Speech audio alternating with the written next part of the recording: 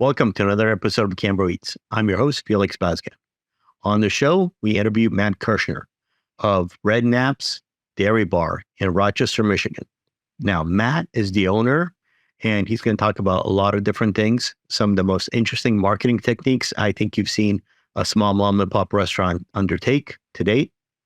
And he'll talk about how that's driving business, social media attention, and some of the personal outreach he's doing in the community. Let's get to the interview. With me today, I have Matt Kirschner. Did I say that right, Matt? Yeah, it's perfect. Right. Hey, Matt. So Matt is the owner of Red Knapp's in Rochester, Michigan. Welcome, Matt. Tell us a little bit about Red Knapp's. Absolutely. First of all, thank you for having me. I appreciate you reaching out. So Red Knapp's has been around for 73 years this year. They just celebrated 73 in July. It got established in 1950 by a gentleman named Red Knapp. That was his name. At first, when him and his buddies built the cinder block walls for the structure of the business, there was just dirt floors in there. And he brought his son Roger and Butch in there and kind of took a stick and kind of drew like, this is where the counter is going to be. This is where we're going to put the ice cream. These are the horseshoe bars. You know, all the stools will go here, and kind of gave him the rundown before this place actually like really started getting built. And over time, you know, Red had it for a good chunk of time and then passed it down to his son, Roger. And he ran it for quite a few years. And then Roger ended up selling it to his brother, Butch. So it was still within the Knapp's family. And Butch had it pretty much up until I took over about 3 years ago. So like pretty much like everything that it was, when you step inside, it's exactly the same. I had a theory at the beginning is if I come in and I start changing things, like people are just going to just walk out on me. And it's just like the 70 years that they built, it's just going to go out the window. And I made a promise to Roger when I took over that I was going to help live on their father's legacy. That was something very important to him. He didn't want to see it turn into a shoe store or turn into anything else. Like they had multiple buyers at the time. Like there's a Comet Burger in Royal Oak. They tried to grab it. They were going to turn it to a Comet Burger in Rochester. And there's a couple of other big names that wanted that spot, but I got fortunate enough to take over. So I have a funny story because I'm probably the only restaurateur that spent a decade trying to get out of restaurants before he saw an amazing opportunity and bought one in a pandemic. Right. So it's just kind of like crazy circumstances. But when I was 22, I had an opportunity to buy into a pizzeria. They were going to offer me equity, just no cash down, just to stay and basically operate everything. And I was running the numbers. I'm like, there's 4 of the people that own this thing. I would be the 5th. And it just financially wouldn't make sense. Like, even if we had this thing doing millions of dollars, like there just wouldn't be a lot left over for me in the back end. So I turned it down, but like for 6 months, I was like, I just made the biggest mistake ever. Like I've wanted to own businesses like my entire life, literally since I was 9. And it's like, did I just make the biggest mistake of my life? But I made a promise to myself that if I ever saw another opportunity, that I'm just going to go for it. I'm not going to think twice. I'm just going to just dive all in. And that was Red Knapp's. So I was working in fine dining before I took over Red Knapp's. So I went through pizza, family restaurants, fine dining. And then when Red Knapp's came up, it was kind of like, okay, this is my time to shine. I got to go for it. Okay. Yeah, that was going to be my follow-up. How involved were you prior to this in food service? So obviously you've had that experience. Have you always been from and we should mention, obviously, it's Rochester, Michigan. That's a little bit north of Detroit, correct? Correct. Yeah. I grew up in Troy, which is like basically borders Rochester. But I was only like most of the time I spent in Rochester was working like literally the building right next door. It's like butted up. That's the fine dining spot I was at. But I would literally like, you know, drive in and then like drive out. So I didn't spend a ton of time in Rochester, but like I said, this thing was right next door, and it was like COVID hit when I was working in fine dining, and like all my friends got laid off, like 60 people just out of a job. It was like me, my sous chef, my kitchen manager, my general manager, and my brother, and like we were just running carry out. So like I was like, look, if I'm allowed to work, like I'll work 7 days a week. Like I don't care. Like I don't want to be out of a job. I've always like worked a lot of hours or worked 2 jobs. So I was like cleaning like this ventilation system in the kitchen, and the owner of the building walks in, or not the building, the business walks in. He's like, what are you doing? I'm just, keeping busy at this point, because it's like, how many people are ordering steak and lobster tails to go? Right. We had some people, we had enough to like, pay the bills, but it just wasn't a lot. So we just keep them busy. And he's like, aren't you in a management position? I'm like, look, I'm just trying to do my own thing. Like I appreciate what I'm learning here, but I just, I'm just really focused on getting my own thing going. And shortly after I heard him talking about buying the place next door, someone kind of like brought it up. So I just kind of like slid into that conversation. He's in the 70s or 80s. I was like, there's no way you're going to want to run this. So like, just let me run it, whatever. But he ended up opening another restaurant, literally like a block and a half down. So he's like, I'm just going to focus on this one. Like, if you want me to introduce you to this guy, like, I'll be happy to do it. Okay. So like, that's kind of how that all came into place. He introduced me to Roger, and then Roger vetted me for like a month, made sure I was the right fit. And then like, I kind of just like opened right after that. Okay. Excellent. Now, what brought your business to my attention? Obviously from TikTok, and you have this interesting thing that you started or that you've been in for a little while, and you're still doing it. You go around town and you just basically ask people for their opinion of one of the milkshakes you hand out. So let's talk about that kind of community / kind of guerrilla on the streets kind of marketing. Where'd you get that idea, and how's it going for you? Hello, how you doing? I know this is very random, but I own a restaurant in downtown Rochester. We specialize in burgers and milkshakes. Oh, would you be interested in trying a milkshake on the spot for an honest rating review? It's the only catch. What's the restaurant? Do I trust those? So we have our ad on the side. If I do that. Nothing bad, I swear. We own the restaurant. It's Red Knapp's Rochester. We've been around for 72 I know years. where it is. Yeah, so right on 3rd and Main Street. Okay. So, are you interested? Yeah. Okay, we got cookies and cream and chocolate left. Oh, cookies and cream. Okay, excellent choice. There's a straw for you. Oh, love it. Yeah? Oh, that's so good. Awesome, thank you. Can you keep this? You can, yes. All right. And then 1 out of 10, what do you think? Oh, 10. 10? For sure. Awesome. This is awesome. Yeah, so it started over a year ago, and I honestly like didn't think too much of it at the beginning. Just like, okay, like go to Costco and like there's 10 people sitting outside and they sample things, right? People test it, they don't necessarily rate it, but if they like it, they buy it. So kind of went with that theory and was just like, let's just go to weird places that like people are going like, what are you doing here with this cooler? Yeah, like libraries. What are some of the places you've been to? Target, Oakland University, libraries. I mean, the Woodward Dream Cruise, which is a popular thing here in Michigan. I just try to like get in random spaces, and just like, I think the fact that I'm like walking through a Target, people are like probably shouldn't be here doing this, So it's like, I don't know, I think it's like kind of like a wow factor. It brings a lot of attention. But I started by doing food content originally. I was like, oh, Gordon Ramsay's like really like popular, obviously, but like he spends a lot of time on TikTok duetting people. So I'm like, you know what? I'm gonna start a series where I just like put weird stuff in burgers. Like I'll put gummy worms in burgers and cotton candy and like just off the wall stuff, again, to like just get attention really. And so I did that for 63 days in a row. And on the 63 day, I'm sitting there, I'm scrolling on TikTok, and then I'm like, whoa, my face pops up next to Gordon Ramsay. I'm like, oh my gosh, he finally duetted it. It's just insane.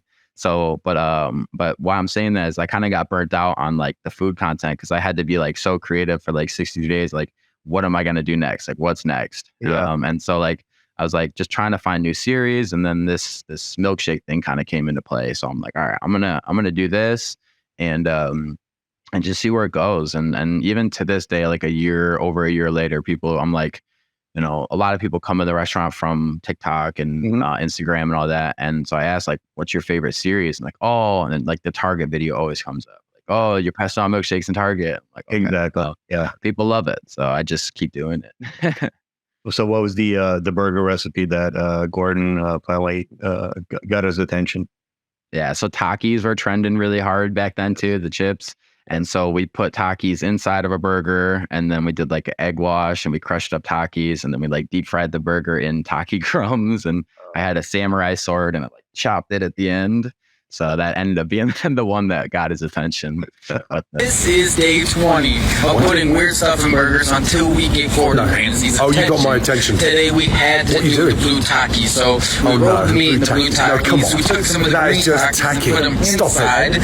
And then we made a delicious egg wash. And don't forget, we didn't forget the seasoning.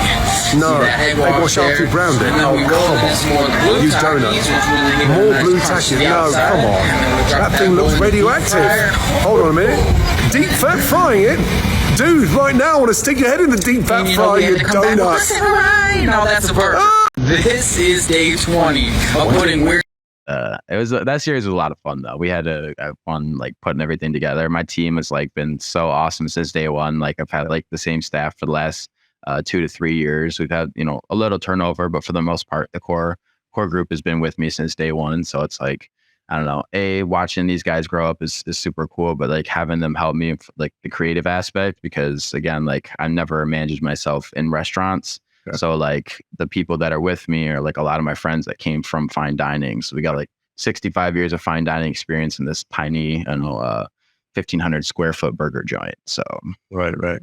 So and the reason you guys obviously milkshakes is a big part of your menu. That's is going back to the restaurant a little bit. Is that has the menu changed at all, slightly from where it's been years past, or do you guys try different things? How is that?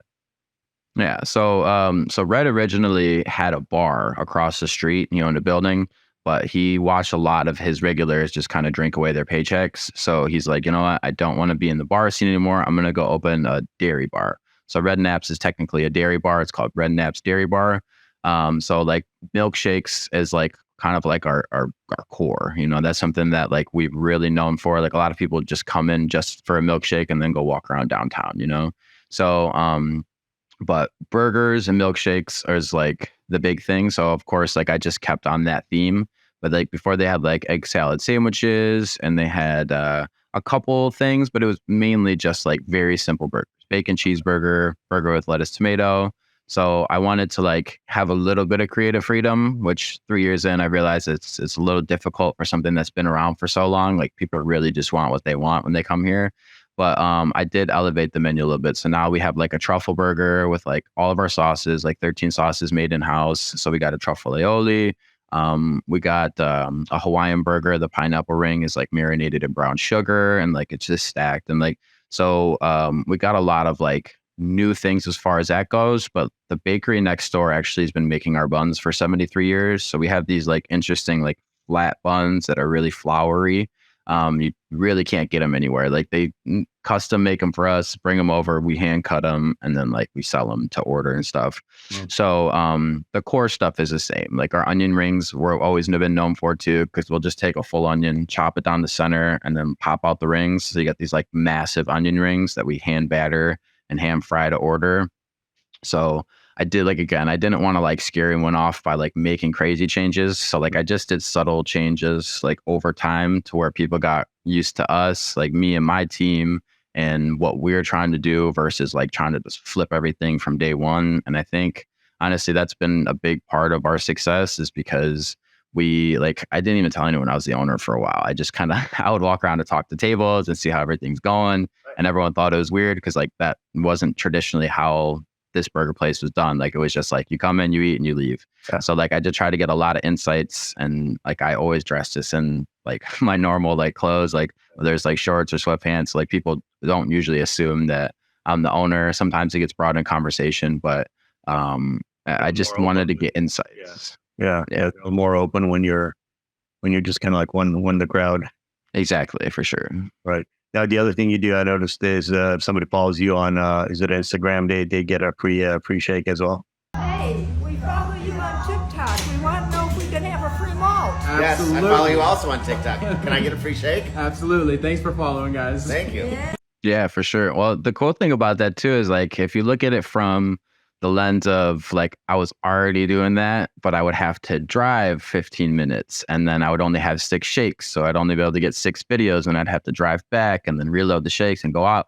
Well, this kid walks in one day and he's like, got his hat side, like he was just trying to be goofy and like he had these sunglasses backwards and he's like, hey man, I follow you. Can I get a free milkshake? And I'm like, was like, if you allow me to put you on video and you do that exactly the same thing, I got you 100%. So like he pretty much inspired that series. Yeah. And then after he did it, a group of 3 people came in and we did it again. I was like, all right, film it. And then it literally popped off 1 million views on Instagram. And I was like, okay, there's something to this. I'm like, if more people come in, I'm just going to say yes. Cause like I'm already giving out free milkshakes for the honest rating or review. And I might as well just like keep doing it. And the cool thing about it is, so like I kind of like track everything. And for every $10 of milkshakes I give away, it ends up bringing in about $140 worth of food sales. So it's like, it ended up working out really well. Yeah, for sure. So I'm like, all right, I'm just keep this going. Yeah, definitely. So the one thing I want to talk a little bit to you about is obviously all these interesting ways you market, put out, or get attention on all these channels. And it's a little bit, so, I would say it's not common for an independent restaurant to do that. So when you see some of these small mom and pop businesses, things like that, do you think this is something they should spend a little more time in as far as cultivating kind of a bit of a following, a bit of a personality online? Yeah, for sure. I mean, I feel like there's a couple different things about this too. Like my long-term ambitions is like what it's always been is to been like an entertainer. So like I spent 8 years, my first business when I was like a teenager was building an entertainment company. So like I never like made music personally, but I would like record behind the scenes and I would like try to do and stuff like that. So and as well as like network and bring other like. Sorry, you're cutting out a little bit. Yeah, it's all good. Okay. So I spent 8 years and trying to build an entertainment company, and like I've always wanted to entertain. Like that's always been a big thing for me. So for me, my long-term ambitions is to continue to build a personal brand online where I entertain and or educate people, and just like I don't know. I went through like a lot of dark times when I was younger. It was like 11 years of like really bad depression, and I always found outlets in whether it's a TV show or a movie or something that pulled me out of where my head was. So like something that's always been important to me. So I guess it really depends on the person's vision. I think from a restaurant standpoint, this restaurant it's a staple in the town, and a lot of people like say it's a staple in the town. But when I was going back and I was just re-looking at the P&Ls from when I originally bought over, because when I was 26, like I kind of knew, but I didn't really know. I was just kind of like, I'll figure this thing out, So like I'm back in the house, man, like what was I thinking here? Because like this essentially was a failing business, and it had been around for 70 years, but like the amount that it was bringing in just did not compute to the amount of time you have to put into it, at least in my opinion.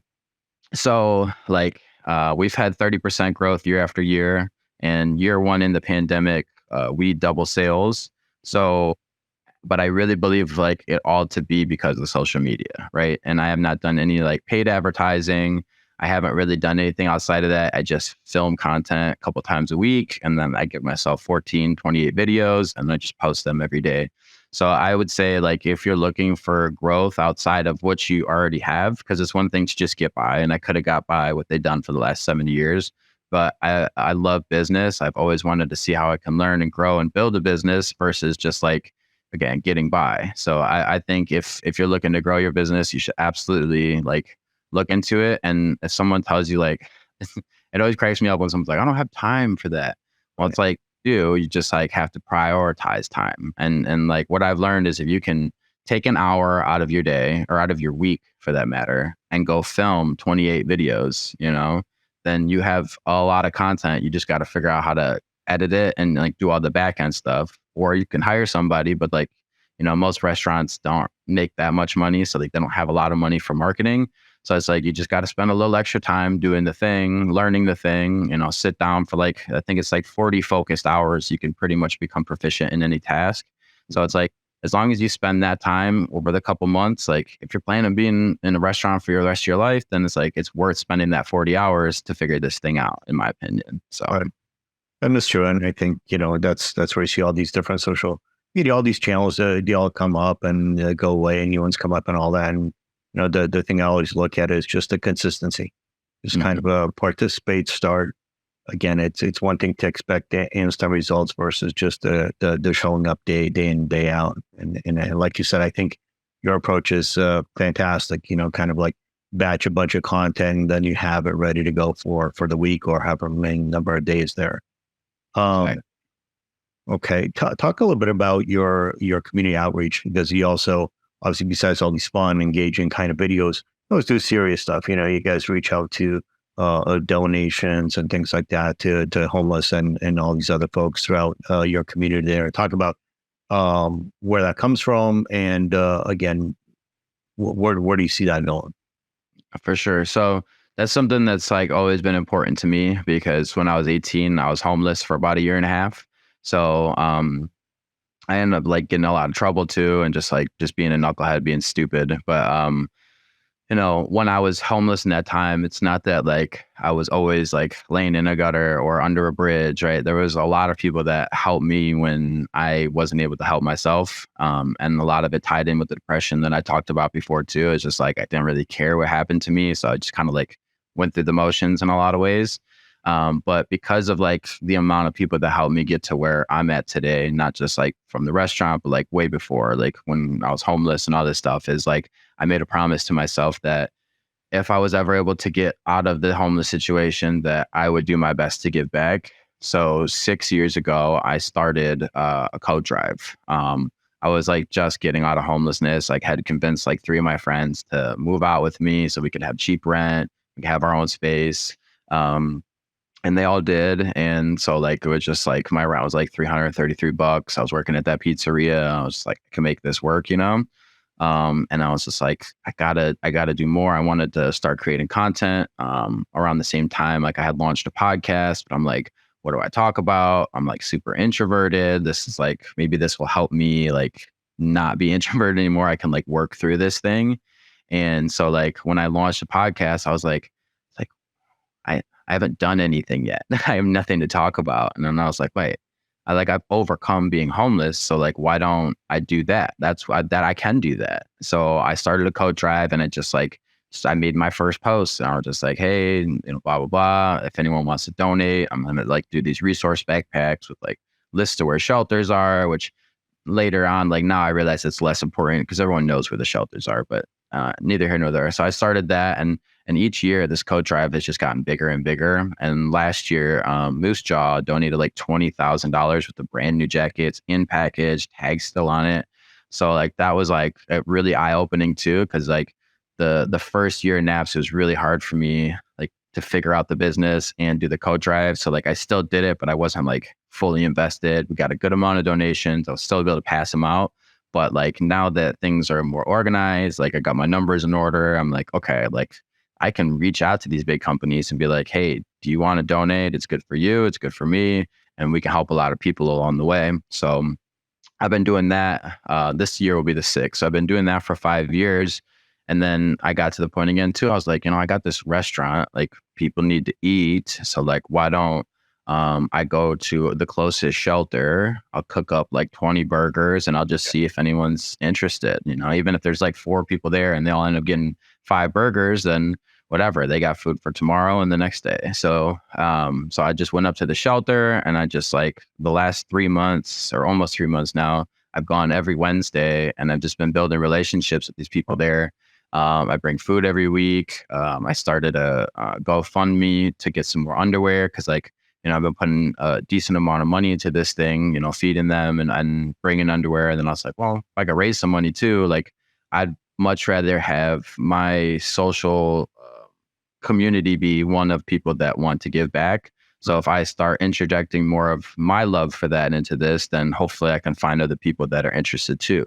So that's another thing. It's kind of a long-term play for me. It's like, I want to continue to do this forever with the coat drive, with like, the weekly feedings, like even like my 30, 40 year plan is what it's been since I was 18 when I was homeless. I was like, I want to have shelters, but not just shelters, but like shelters that like actually educate, because like it's one thing to like house somebody, and it's another thing to be like, okay, this is how you get a credit card. This is how you budget your money. This is how you get a job. This is like how to do the thing, versus just like, here, there's somewhere to lay your head, So, and that's what I noticed most of these shelters are. It's just somewhere to lay your head. And it's like, I can do more of an education based one that, yeah, there might be more rules and more stipulations, but if you follow the rules, like you're going to like have a good life after this. You know, it's just like my wife asked me the other day, last night, she's like, why do you think like these people are homeless? And I was just like, you know, a lot of it is like she got raised in such an awesome way. Like before she was 18, her mom set up the credit card, right? So she was already building credit.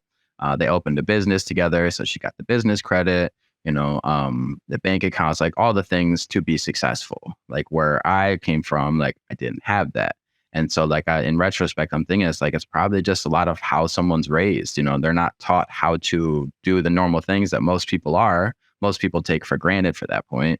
So it's like, I don't know. I just want to go all in on that for a long-term play. So that's why like right now I'm putting out more content like that, but I still don't film every time I'm there. Like I want to build the relationships first before I just shove a camera in their face, you know? Yeah. No, I hear it. That's fantastic. That's a great mission there. Where do you see business? What how are trends now? Obviously, we're a little bit removed from pandemic. How's the local economy doing? How's your business doing? And what are things going forward for you? So far, like I said, we've had steady 30% growth year after year, which I'm forever grateful for. And I understand organic content. The stuff that I make is all just like, there's no money behind it. I get excited about something, I go do it, and then, you know, it either works or it doesn't. But right now I am learning the paid side of things because I am curious to see, okay, how does this hook interact with this call to action? And like, how do I like understand that side of things? Because I want to take that 30% growth to like 60 or 90% growth. Cause like, again, like I got into this because I enjoy building the thing and less about just like it's not even like the money side, like that doesn't drive me. It's just like the process of building. And so I think where I see Red Knapp's personally, it's like I'm now just starting to tell a lot of my guests this, but pretty much from day one, like my intention was I signed a 5-year lease and I just wanted to be able to get enough capital and experience to launch my next thing. And my theory was if I took on one of the hardest industries first, then pretty much anything I did after that would be not easier, but I would have a better understanding. So in 2 years, my lease will be up, and like all my team knows this. Like it sucks because like they've been with me since day one, and I'm like I've been prepping them for years to like make sure you have a plan after this. Make sure like, you know, a lot of them are in high school and college. Like, what do you want to do? What could you see yourself doing? What makes you happy? So like some of them are like starting to leave and like start that next venture, which is awesome. They're still with me part-time just to like see it out with me to the end. But at the same time, it's like, you know, I just want everyone to be set up for success when this thing is done, because I don't want to, I mean, if someone comes over and buys it, which they will, like the original family, I'm going to go to them first and say, hey, you know, is this something you want back? I'm about 99% sure they will, because I took it from a almost failing business to where it's at today. But if not, I got 4 other people that have already came to me are interested in buying it. So my plan for the restaurant is to get out of restaurants. Like I had a plan for the last decade plus. But I am like so forever grateful for all the experience that I've learned through this.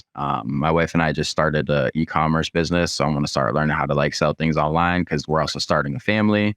And my theory is like, if I can have the most time with my kids, and that's me sitting in my office right now, knocking out a couple hours of work, going to film some content, because that's still like, I want to continue to build the personal brand of entertaining people and educating people on like how to make money from their houses and stuff like that. I don't know if I'll make too much content about that, but like there's I don't know if you saw like any of my Bushman content where like kind of jumped out of the bush. Like I want to do more fun stuff like that. That stuff really excites me, and like people come in because of that too. Like, oh, I saw the Bushman. Okay. So as far as current economy goes, like for the last couple of years, I've had a gut feeling that the economy is getting ready to crash. But then they raised the debt ceiling, so it's like extending this thing. So it's like how much longer until we get a recession? If we do, is this a depression? So like I'm always like cognizant of that, and I got like a separate menu too, like in case the world does fall apart. Like you know, the burger count, the beef count is just going to go down. The topping counts will go down, which means I can provide more affordable meals for people, and I'll do like family meals and stuff. So like I kind of got all that drawn out, worst case scenario.